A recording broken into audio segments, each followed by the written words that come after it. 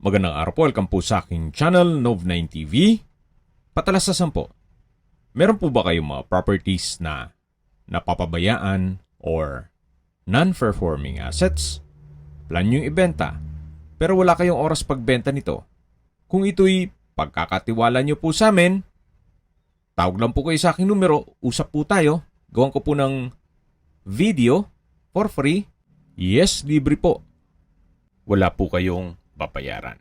Tutulungan pa namin kayong mabenta ang inyong property. Kami na po bala sa marketing, sa boosting, pati po sa paid advertisements, even sa tripping. Hindi na po kayo mapapagod sa pag-entertain ng mga buyers. Kami na po bala sa lahat. Tawag lang po kayo. Nandito po tayo ngayon sa Caloocan City kung saan meron po tayong bagong video presentation. Isang house and lot na may apartment. Ito po ay income generating, may lot, area na 316 square meters. At may floor area na 180 square meters more or less. Nasa loob ng isang subdivision at mataas na lugar, kaya flood-free area. Malapit din po ito sa mga business establishments. Mamaya po sa dulong parte ng video, pag-usapan natin ang distance, location, travel time, pati presyo nito. Tungkol naman sa dokumento nito, ito'y titulado, buhay po ang may-ari, kaya wala po kayong maging problema sa documentation o sa transfer ng title.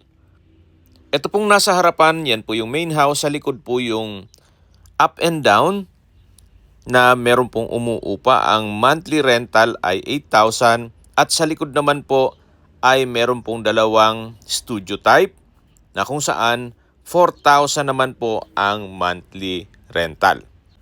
Well-maintained naman po itong bahay kaya wala naman po kayong ipapagawa dito. Dito po sa harapan ay may maliit na espasyo na pwede pong mag-garden.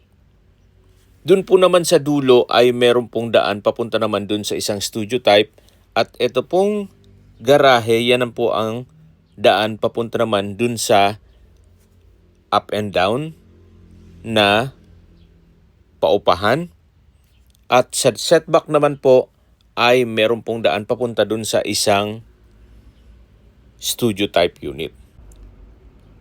Yan po yung tinutukoy ko na pwede po kayong mag-garden. At ito naman po yung main door. Yan po yung driveway hanggang dun sa apartment. Itong main door ay naka-aluminum screen door at solid wood door. At welcome po dito sa bahay ni Madam.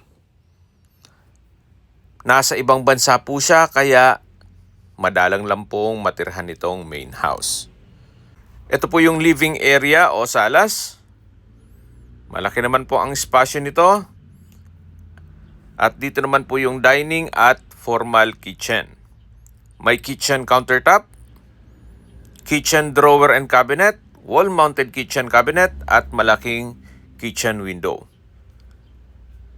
Tungkol po sa furnishings, siguro makipag-negotiate na lang tayo kay Madam kasi wala po siyang nabanggit kung isasama niya po yan.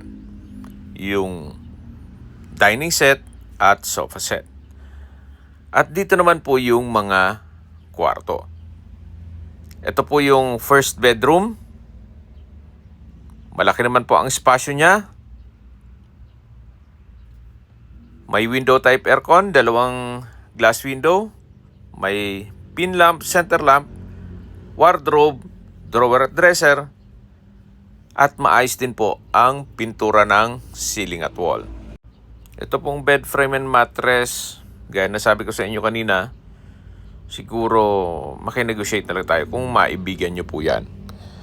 At labas na po tayo, yan po yung unang kwarto. At paglabas nyo po, matatanaw nyo naman yung dining area at formal kitchen, pati living area. Ito naman po yung pangalawang kwarto. Sa spasyo, sakto lang, hindi naman siya ganun kaliit at hindi naman ganun kalaki. may malit na wardrobe sa dulo at meron pong glass window. Naka-tile flooring na rin po siya at maayos din ang pintura ng ceiling at wall. Dito po sa dulo ay meron pong banyo o toilet and bath, may hand wash basin, water closet, at shower enclosure. Naka-tile bathroom wall at meron din pong overhead shower. Ito po yung toilet and bath dito sa second bedroom. Yan po yung wardrobe, may drawer, may bed frame and mattress, at naka-solid wood door. Paglabas po natin, dito naman po yung common toilet and bath na meron pong hand wash basin, water closet, tissue holder, vanity mirror, shower enclosure. From floor to ceiling po ang tile bathroom wall at meron din pong shower. Yan po ang toilet and bath o common toilet and bath. Yan po yung second bedroom at yun naman po ang first bedroom. Baba po tayo. May 3 steps ng hagdan dito. Yan po yung living area o salas. Dito naman po yung formal kitchen at yung dining area. Meron din pong split type aircon dito sa may living area. Maganda rin po ang ganitong size ng bahay para less maintenance. At hindi lang doon, ito po'y income generating. Yan po yung tinutukoy ko na up and down. Ito po yung ground floor. Mula dito sa living area, dining area hanggang kitchen, wala po siyang partition. Then yan po yung hagdan. At sa dulo po ay meron pong access door papunta sa dirty kitchen. Dito po sa taas ay open lang po siya, pero pwede pong gawing 2 bedrooms. Hindi lang po natin maakyat at may mga personal na gamit po yung nangungupahan. Upon tripping po, pwede namang i-check natin yan. Yan po yung kitchen countertop, may kitchen cabinet, kitchen window, at ito naman po yung dirty kitchen. Meron pa pong isang paupahan dito sa dulo. At upon tripping po, ma-check natin yan lahat. May mga nangungupahan po kasi. So, nakakahiya naman po sa kanila na papasukin natin. Anyway, balik po ulit tayo dito sa harapan. Nakakabukod po yung daan naman ng isang paupahan. At meron din po siyang sariling gate. Sa dulo po niyan, yan po yung tinutukoy ko na isang paupahan. So, bali po, yung up and down is 8,000. Then 4,000 naman po ang upa dito. At dun po sa likod ay ganun din po. More or less mga 4,000 din. Kaya nasa 16,000 pesos po ang income. Okay, sa distance, location at travel time portion na po tayo.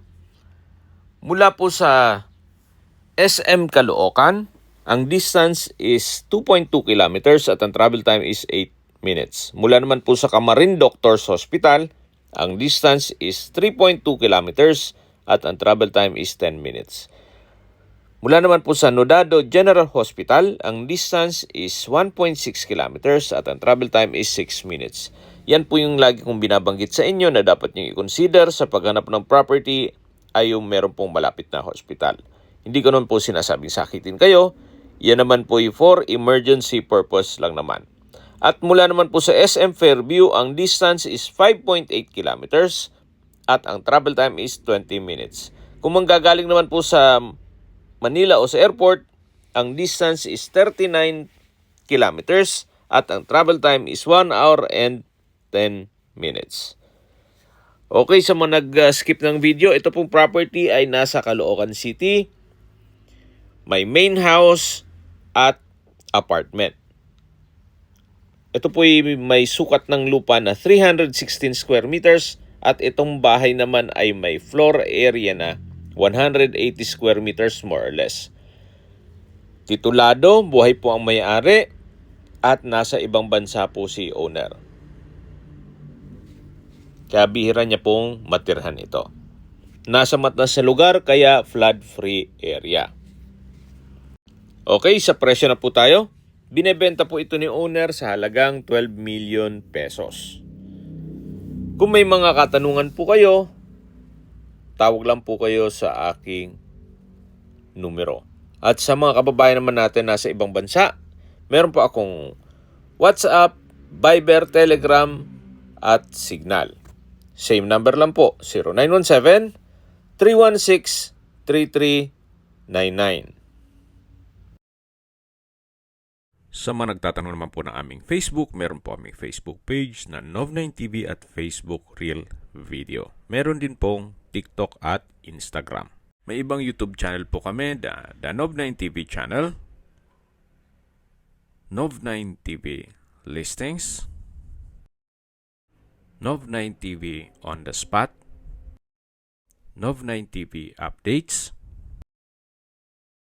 at Nov9TV House Rental. Sana po naibigyan nyo ang video presentation. Paki-like and subscribe na lang po sa aking channel para ma-update din po kayo sa aking future listings. Kung sakali po hanap nyo yung mas malaking sukat ng lupa, meron din po kami ibang listings na pwede nyong pagpilian. Huwag po kayong mag-atubiling tumawag sa amin. Then, let us know your budget para malaman namin kung anong property pwede naming ilog sa inyo. Sa lahat pong viewers, subscriber at nagtiwala po sa amin, salamat po sa suporta.